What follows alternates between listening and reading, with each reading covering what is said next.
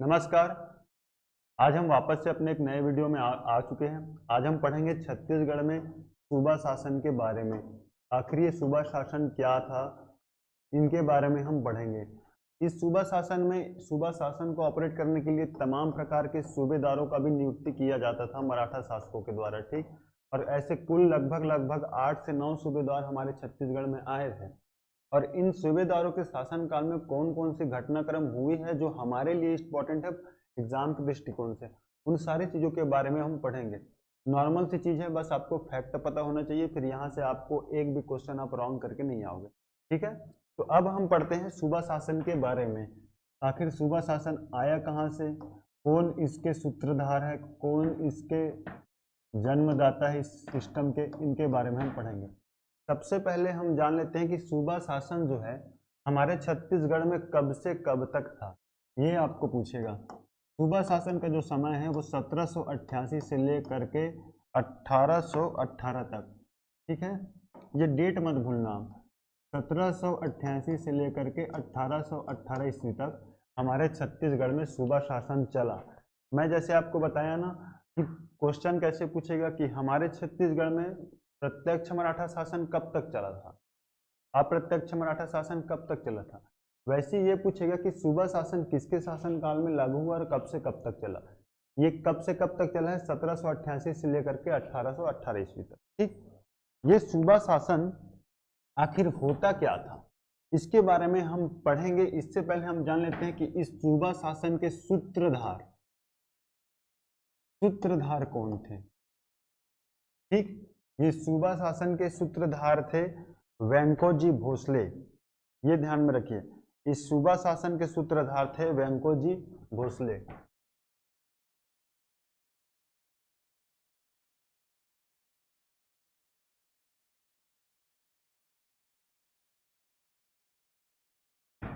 वेंकोजी भोसले सूबा शासन के सूत्रधार थे, ठीक। अब ये सूबा शासन को ऑपरेट करने के लिए इसका जो मुख्यालय था, ये मुख्यालय पूछेगा आपको। इस सूबा शासन के तहत सूबेदारों का मुख्यालय कहाँ था, हमारे छत्तीसगढ़ की बात कर रहा हूँ मैं, तो ये रतनपुर इसका मुख्यालय था, ठीक। और प्रथम सूबेदार के रूप में नियुक्त होकर के आए थे हमारे छत्तीसगढ़ में महिपत राव दिनकर, ये ध्यान में रखना। हमारे छत्तीसगढ़ के प्रथम सूबेदार थे महिपत राव दिनकर, ठीक। सूबा शासन का मुख्यालय कहाँ था, रतनपुर। कभी कभी ऐसा भी पूछ देगा कि छत्तीसगढ़ में जब सूबा शासन लागू था उस समय राजधानी क्या था, तो आपको रतनपुर ही लेकर के आना आंसर, ठीक। इसका सूत्रधार का नाम आप मत भूलना, इनका सूत्रधार का नाम है वेंकोजी भोसले। अब हम इतना चीज आप पढ़ लिए, अब हम देखते हैं कि सूबा शासन आखिर लागू कैसे हुआ हमारे छत्तीसगढ़ में, ठीक। इसके बारे में हम थोड़ा सा जान लेते हैं।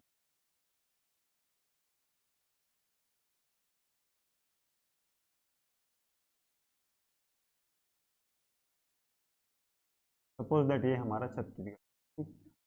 ये रतनपुर वाला पोर्शन। रतनपुर में क्या हुआ, बिम्बा जी की मृत्यु हो चुकी थी। बिम्बा जी की एक पत्नी थी जिसका नाम था आनंदीबाई। कल मैं आपको पढ़ाया आनंदीबाई के बारे में। अगर आप नए हैं इस वीडियो में तो कल जो मराठा कालीन जो छत्तीसगढ़ है उसके बारे में पहले आप डिटेल देख लीजिए, तब जाके इधर आपको समझ में आएगा, ठीक। आनंदीबाई क्या बोलती है, बिम्बा जी के मृत्यु के बाद 1788 ईस्वी में राजगद्दी पे बैठेगी और कहती है कि रतनपुर वाला जो शासन क्षेत्र है उसको मैं चलाऊंगी, ठीक। इसी समय क्या होता है कि बिम्बा जी का कोई बेटा नहीं था, उसका एक उत्तराधिकारी के रूप में रघुजी द्वितीय, ये नाम ध्यान में रखो, रघुजी द्वितीय या रघुजी सेकंड। रघुजी सेकंड का एक छोटा भाई होता है जिसका नाम होता है चिमणा जी, ठीक। और इसी में से एक और भाई होता है जिसका नाम है वेंकोजी भोसले।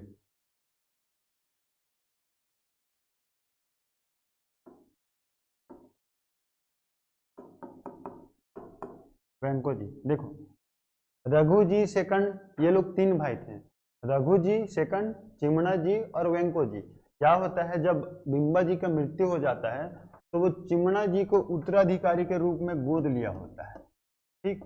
लेकिन इसकी मृत्यु 1788 ईस्वी में जैसी राजगद्दी पे बैठने वाला होता है, षड्यंत्र तरीके से, रहस्यमय तरीके से इसकी मृत्यु हो जाती है। अब रघु जी सेकंड आगे जाते हैं थोड़ा टेंशन में, इतना बड़ा हमारा साम्राज्य है रतनपुर वाला, इसको संभालेगा कौन? और यहाँ पे बगावत कौन कर दी है? आनंदीबाई। और आनंदीबाई साफ बोल दिए रहती है कि मैं नागपुर को किसी भी प्रकार के टैक्स नहीं दूंगी और ना ही मैं नागपुर के शासकों के अधीन में रह करके काम करूंगी। कौन बोल रहे हैं? आनंदीबाई। ठीक, तो रघु जी सेकंड बोलते हैं कि ऐसा नहीं होगा, उसको हमारे अंडर में रह करके काम करना होगा और वहां से टैक्स उनको देना पड़ेगा। रघु जी सेकंड कुछ टाइम के लिए यहाँ से अपना कोई एक सेना और सेना के साथ कोई एक मंत्री भी भेजता है।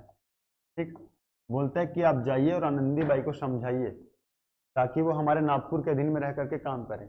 बिंबा जी का सेना उस टाइम था, आनंदीबाई उस सेना का यूज करती है और इनके सेना और मंत्री को मार देती है। रघु जी सेकंड फिर से परेशान, अब कैसे करूं, मुझे ये साम्राज्य चाहिए। तो रघु जी सेकंड जो है अपना भाई को बुलाएगा, वेंको जी को, वेंको जी भोसले को। वेंको जी भोसले को कहेगा रघु जी सेकंड कि वेंको जी हमारा छोटा भाई, आप जाइए और जा करके रतनपुर वाला साम्राज्य को संभालिए। तो वेंको जी बोलता है कि मैं नहीं जाऊंगा। क्यों नहीं जाऊंगा? क्योंकि मुझे तो सबसे ज्यादा इंटरेस्ट नागपुर में रह करके यहाँ की राजनीति में मेरे को मजा आता है, मेरे को छत्तीसगढ़ वाले क्षेत्र में जाना ही नहीं है। लेकिन रघु जी सेकंड बोलता है कि नहीं, हम आपको एक प्रकार से उस साम्राज्य के उत्तराधिकारी बना रहे हैं, कैसे भी हो आप उसको संभालिए और आनंदीबाई को हमारे अंडर में लीजिए। वेंकट जी भोसले बोलते हैं कि ठीक है, देखेंगे। ठीक, इसी बीच में रघु जी सेकंड क्या करता है, एक आदमी जिसका नाम है महिपत राव दिनकर, महिपत राव दिनकर को बोलता है कि आप जाइए छत्तीसगढ़ की इस आनंदीबाई को आप थोड़ा सा कन्विंस कीजिए कि हमारे अंडर में रह करके काम करे। अच्छा, यहाँ पे एक घटना एक और हो रहा है, वेंको जी भोसले को तो दे दिए ना ये अपना रतनपुर वाला साम्राज्य, यहाँ पे वेंको जी भोसले बोलते हैं अपने बड़े भाई को सुनो ना, मेरे पास ना एक तरीका है। क्या तरीका? मैंने एक सिस्टम बनाया है अपने लिए, वो है सूबेदार, सूबेदारी शासन। रघु जी सेकंड बोलता है कि क्या होता है सूबेदारी शासन, थोड़ा सा विस्तार में हमको बताओ। तो वेंको जी भोसले कहता है कि सूबेदारी शासन में हम राजा वहां जाकर के जो हमारा साम्राज्य क्षेत्र जो मिला है वहां हम जाकर के शासन नहीं करें, हमारे बदले में ही कोई एक ऐसा हमारा विश्वास पात्र आदमी जाएगा और जाने के बाद वहां के साम्राज्य को ऑपरेट करेगा। ऑपरेट करने के बाद वहां से जितना भी राजस्व है वो राजस्व है उसको टैक्स को कलेक्ट करके हमको सेंड करेगा, हमको जाने की आवश्यकता नहीं है।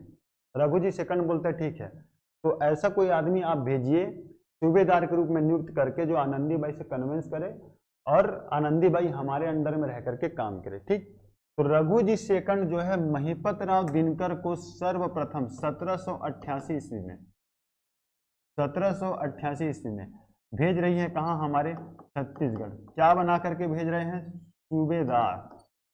ध्यान में रखो, समझ में आया? सूबेदार कहाँ से स्टार्ट हो रहा है? वेंको जी भोसले के शासनकाल से स्टार्ट हो रहा है।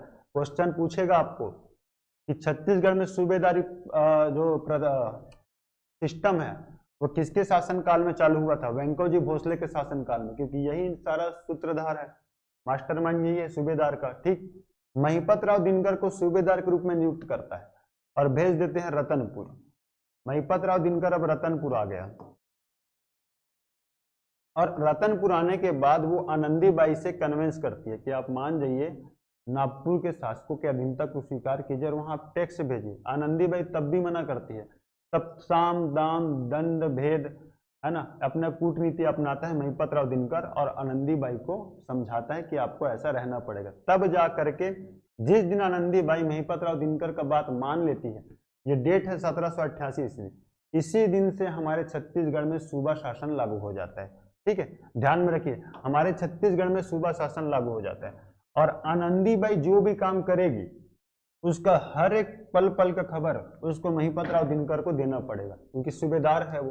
और सूबेदार का काम क्या है कि वो नागपुर के शासकों, चाहे वो रघु जी सेकंड हो चाहे वेंको जी भोसले, उन सारों को रतनपुर के बारे में एक एक जानकारी देगा और साथ ही साथ वो राजस्व वसूल के भी देगा। ठीक, कहने का मतलब है अब आनंदीबाई एक सूबेदार के अंडर में रह करके काम कर रही है। ठीक, यहाँ से हमारे सूबेदारी सिस्टम या सूबेदारी शासन चालू हो जाता है। प्रथम सूबेदार के रूप में नियुक्त होकर के कौन आया है?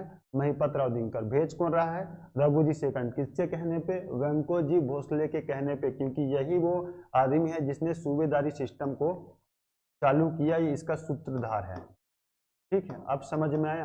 अच्छा देखो, कहाँ भेजा वो? रतनपुर में। तो सूबेदारों का राजधानी भी क्या हो गया आपका? रतनपुर। ठीक, ऐसा भी तो क्वेश्चन पूछेगा कि सूबेदारों का राजधानी क्या था? रतनपुर। इतना चीज आपको समझ में आया। ठीक, ये पूरा मैंने आपको बताया कि सूबेदारी सिस्टम हमारे छत्तीसगढ़ में आया कहाँ से। अब आनंदीबाई की जब मृत्यु होगा तो उसके बाद महिपत राव दिनकर के बाद हमारे छत्तीसगढ़ का जो साम्राज्य है उसको यही सूबेदार लोग ऑपरेट करेंगे।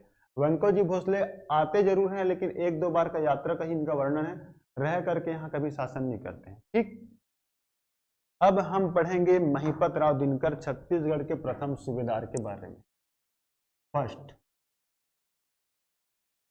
महिपत राव दिनकर। इनके शासनकाल में हमारे छत्तीसगढ़ में कौन कौन से विशेष घटनाक्रम हुआ था? अच्छा, महिपत राव दिनकर का 1788 में आता है। ठीक, 1790 तक 2 साल तक ये सूबेदारी का काम करेगा। ठीक, इसके शासनकाल में क्या होता है देखो ध्यान से, 2-4 लाइन में खत्म है। महिपत राव दिनकर पहला तो ये छत्तीसगढ़ का प्रथम सूबेदार है। ठीक, सेकंड चीज, ये किसके शासनकाल में छत्तीसगढ़ आया होता है? आनंदीबाई के शासनकाल में। तो ये भी पूछेगा कि महिपत राव दिनकर किसके समकालीन थे? महिपत राव दिनकर जो छत्तीसगढ़ के प्रथम सूबेदार था वो किसके समकालीन थे? तो बिम्बा जी की पत्नी आनंदीबाई के समकालीन थे। ठीक, और क्या होता है इसके शासनकाल में कि एक यूरोपीय या अंग्रेज यात्री, यूरोपीय यात्री कहना ज्यादा उचित है। ठीक, यूरोपीय यात्री आता है जिसका नाम होता है फॉरेस्टर। फॉरेस्टर, ठीक, इसका आगमन होता है रतनपुर में। इतना चीज समझ में आया महिपत राव दिनकर के बारे में। ठीक, 1788 से 1790 तक सूबेदार के रूप में नियुक्त रहेगा।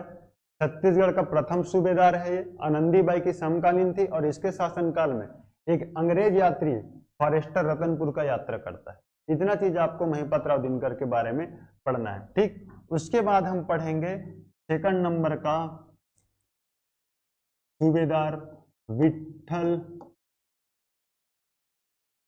राव दिनकर, 1790 से 1796 ईस्वी तक इसके शासनकाल। देखो, विट्ठल राव दिनकर 1790 से 1796 ईस्वी तक इसका शासनकाल। इसके शासनकाल में क्या विशेष घटना होती है हमारे छत्तीसगढ़ में, उसके बारे में हम पढ़ते हैं। अच्छा, ये हमारे छत्तीसगढ़ का सेकंड या दूसरे नंबर का सूबेदार है। क्रम ध्यान में रखना ना, क्रम पूछेगा, कुछ भी पूछ देता है सीजीपीएससी, कुछ भी, गिल्ली डंडे का साइज पूछ दिया तो फिर ये तो बहुत बड़ी बात है। ठीक, छत्तीसगढ़ का सेकंड या दूसरा सूबेदार है ये।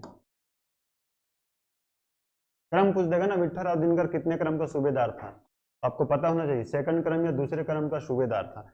इसके शासनकाल में क्या विशेष घटना होती है कि ये परगना पद्धति लेकर के आता है। परगना पद्धति, ठीक, इसे परगना पद्धति का जनक कहा जाता है, जनक।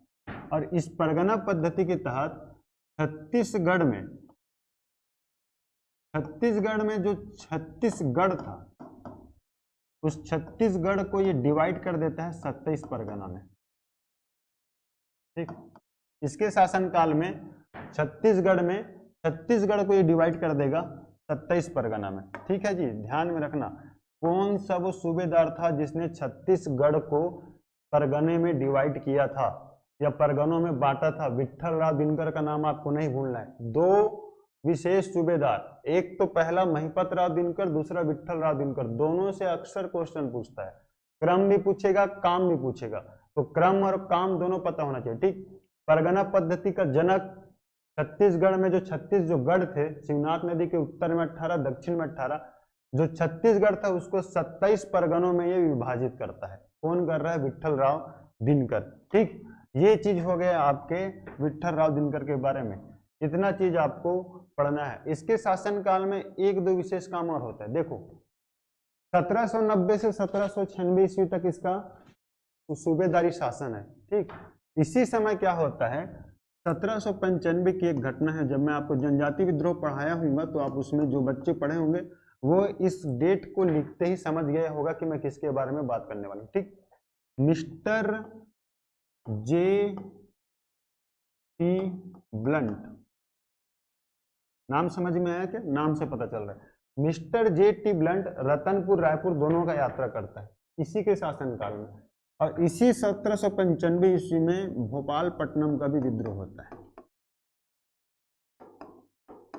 भोपालपट्टनम विद्रोह। ठीक, तो पूछेगा कि मिस्टर जेटी ब्लंट किसके शासनकाल में? जब मिस्टर जेटी ब्लंट छत्तीसगढ़ का यात्रा किया या रतनपुर का यात्रा किया उस समय सूबेदार कौन था? विट्ठल राव दिनकर, आपको ध्यान में होना चाहिए। ठीक है जी।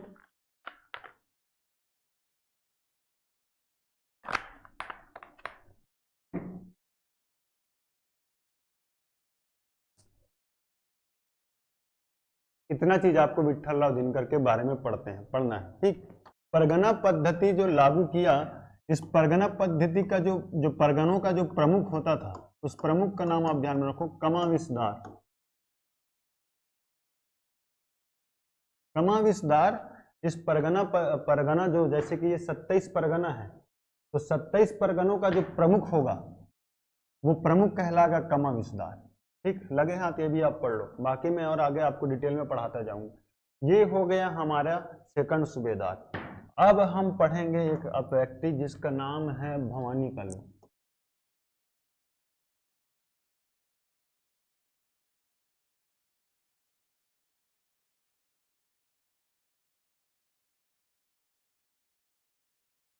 भवानी कालू। ठीक, इसका शासनकाल कब से स्टार्ट होगा? 1796 से 1797 तक।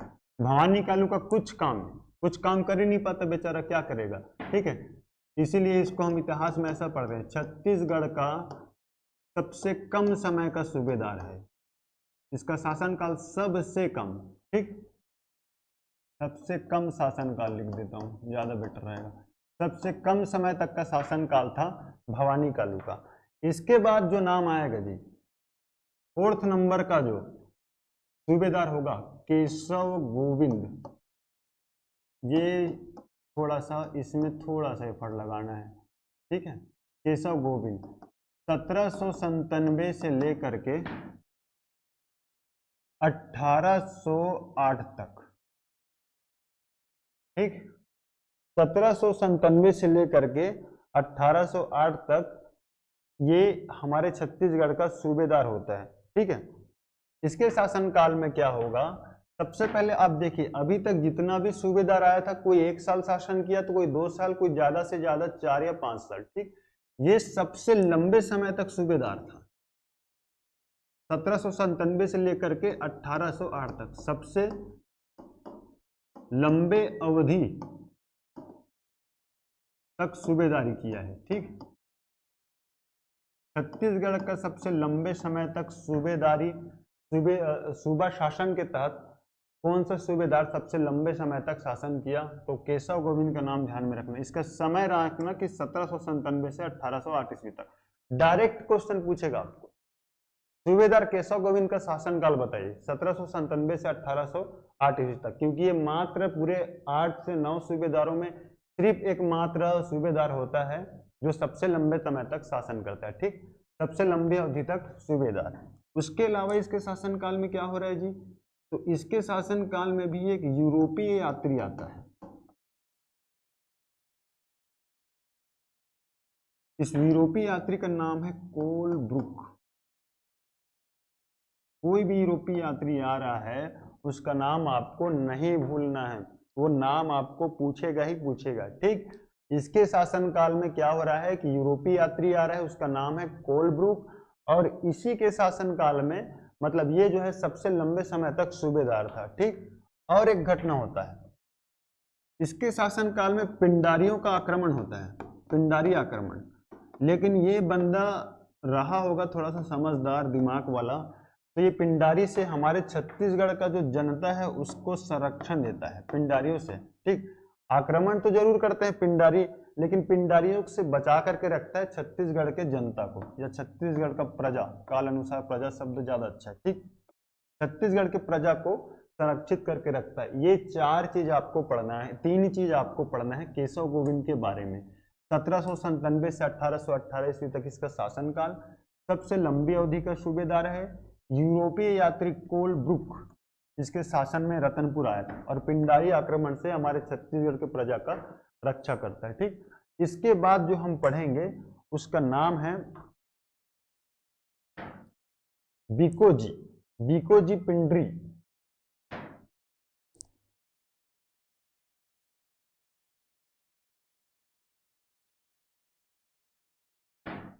कितने नंबर का था वो?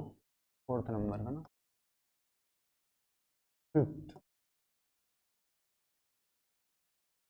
बीकोजी पिंडरी 1808 से लेकर के 1809 ईस्वी तक इसका कुछ काम नहीं, कोई काम नहीं किया था ठीक से, ठीक। इसके बाद आते हैं, अगला जो है वो है बीकाजी गोपाल। ये इसके शासनकाल में दो विशेष काम होगा। बीकाजी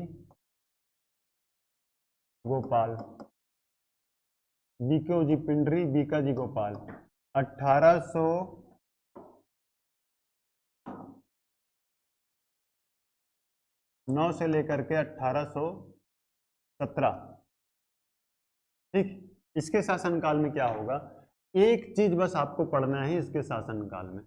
इसके शासनकाल में पिंडारिया को जिस पिंडारियों से केशव गोविंद ने छत्तीसगढ़ के प्रजा को बचा के रखा था, वो पिंडारियों से बीकाजी गोपाल नहीं बचा पाता है। इनके शासनकाल में पिंडारियों का सबसे ज्यादा आक्रमण होता है, ठीक।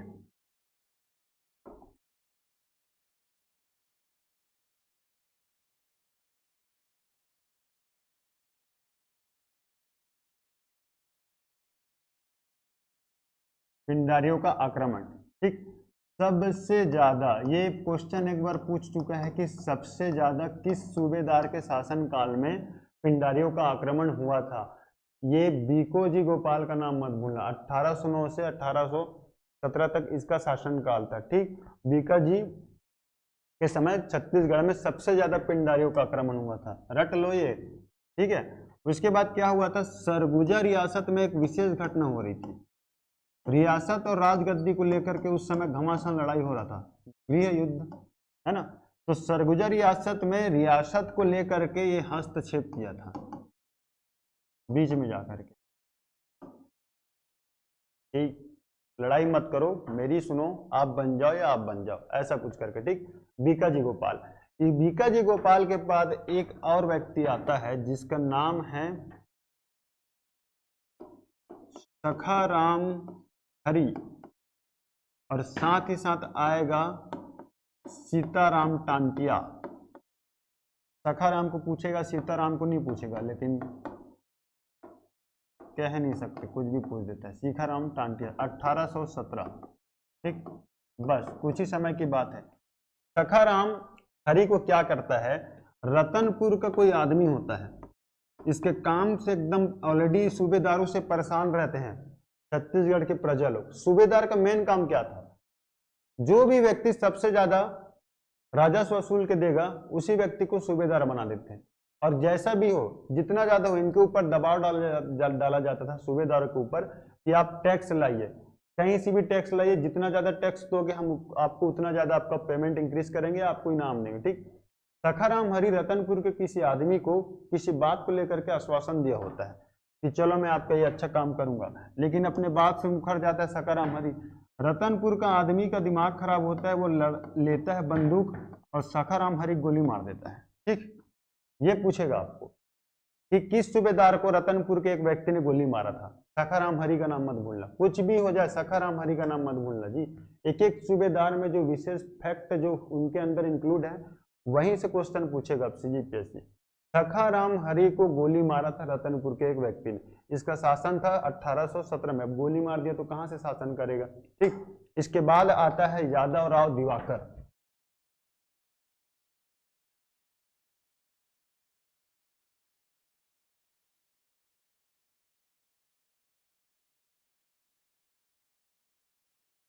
यादवराव दिवाकर 1817 ईस्वी से 1818 ईस्वी तक। ठीक, मैंने आपको शासनकाल बताया ना, 1788 से लेकर के 1818 ईस्वी तक। तो यादवराव दिवाकर का शासनकाल कब तक है? 1818 ईस्वी तक। इसका मतलब क्या कि ये हमारे छत्तीसगढ़ का अंतिम सूबेदार है। ठीक, अंतिम सूबेदार, ठीक है जी, ये हमारे छत्तीसगढ़ का अंतिम सूबेदार है। बस इसके बारे में सिर्फ इतना पढ़ना है आपको। छत्तीसगढ़ का प्रथम सूबेदार महिपत राव दिनकर, अंतिम सूबेदार यादवराव दिवाकर। ठीक है, ये क्या करेगा, एक व्यक्ति होगा, ब्रिटिशर्स अधिकारी या अंग्रेज अधिकारी बोल सकते हो, जेनकिंस। जेनकिन उस समय छत्तीसगढ़ में इंटर कर चुका है, अब सारा जो राजनीतिक पॉलिटिकल चीजों में इंटरफेयर करना चालू कर दिया। ठीक, ये आता है, ये आने के बाद जो चल रहा है अभी सूबेदारी प्रथा या सूबेदारी शासन, ये सूबेदारी शासन को समाप्त कर देता है। पूछेगा आपको, सूबेदारी शासन को खत्म करने वाला या समाप्त करने वाला ब्रिटिश अधिकारी का नाम बताइए। जेनकिंस। इतना चीज आपको पढ़ना है सूबेदारी शासन को लेकर के छत्तीसगढ़ में। मेरे ख्याल से कुछ हार्ड है नहीं, नॉर्मल सी चीज है। ठीक है जी, तो आपको इतना चीज पढ़ना है सूबेदारी के बारे में। 1788 से लेकर 1818 तक सूबा शासन, सूत्रधार थे वेंकोजी भोसले, मुख्यालय या राजधानी था रतनपुर। ठीक, प्रथम सूबेदार के रूप में नियुक्त होकर के आया था महिपत राव दिनकर। कब आया था? 1788 ईस्वी में। ठीक, आनंदीबाई की समकालीन थी और इसके शासनकाल में एक अंग्रेजी यात्री फॉरेस्टर आया हुआ था। और देखें तो विठल राव दिनकर 90 से 96 दूसरे नंबर का सूबेदार है। ये क्या किया, तो परगना पद्धति का सूत्रधार या जन्मदाता है। सूत्रधार बिंबाजी भोसले को मानते हैं वैसे, ठीक, लेकिन परगना पद्धति को लागू किसने किया है? विठल राव दिनकर ने। ठीक है, इसीलिए इसको परगना पद्धति का जनक बोलते हैं। ये छत्तीसगढ़ को 27 परगने में डिवाइड किया। इसके शासनकाल में भोपालपट्टनम विद्रोह हुआ और मिस्टर जेटी ब्लंट रतनपुर या रायपुर का यात्रा किया था। ठीक है, भवानी कालू सबसे कम टाइम का शासनकाल था इसका, 1796 से 97। केशव गोविंद सबसे लंबी अवधि तक का सूबेदार था। यूरोपीय यात्री कोलब्रुक आया था इसके शासनकाल में और छत्तीसगढ़ के प्रजा का पिंडारियों से संरक्षण दिया था। ठीक, बिंको जी पिंडरी कुछ टाइम के लिए चला गया। बीका जी गोपाल 1809 से 17। इसके शासनकाल में मोस्ट इंपोर्टेंट चीज पूछ भी चुका है एक बार, पिंडारियों का सबसे ज्यादा आक्रमण हुआ था हमारे छत्तीसगढ़ में या रतनपुर वाले बेल्ट में। ठीक है जी, सरगुजा रियासत में भी हस्तक्षेप किया था। और सखाराम हरि को रतनपुर का एक आदमी दिमाग खराब हो जाता है, उठाता बंदूक, कनपट्टी तान देता है और मार देता है उसको। सखाराम हरि को गोली मारा था, ध्यान में रखना। किस सूबेदार को गोली मारा था? सखाराम हरि। बार बार बोल रहा हूँ, सीताराम टांटिया, सखाराम हरि, उसमें सखाराम हरि को गोली मारा था। और अंतिम अंतिम सूबेदार यादव राव दिवाकर 1817 से 1818 ईस्वी। ठीक, अंग्रेज एक अधिकारी आता है जेनकिंस नाम का और इस सूबेदारी प्रथा को हमेशा के लिए समाप्त कर देता है। ठीक, यहां से हम पढ़ेंगे जी 1818 ईस्वी से लेकर के 1830 ईस्वी तक। यहां से हम पढ़ेंगे ब्रिटिश अप्रत्यक्ष मराठा शासन। फिर से अप्रत्यक्ष ढंग से मराठा शासन चलेगा। ठीक, ब्रिटिश अप्रत्यक्ष मराठा शासन हम पढ़ेंगे। ठीक है, यह ब्रिटिश शासन, यहां तक हमको पढ़ना है। चलो अब 2-4 क्वेश्चन सॉल्व कर लेते हैं, उसके बाद आगे देखेंगे।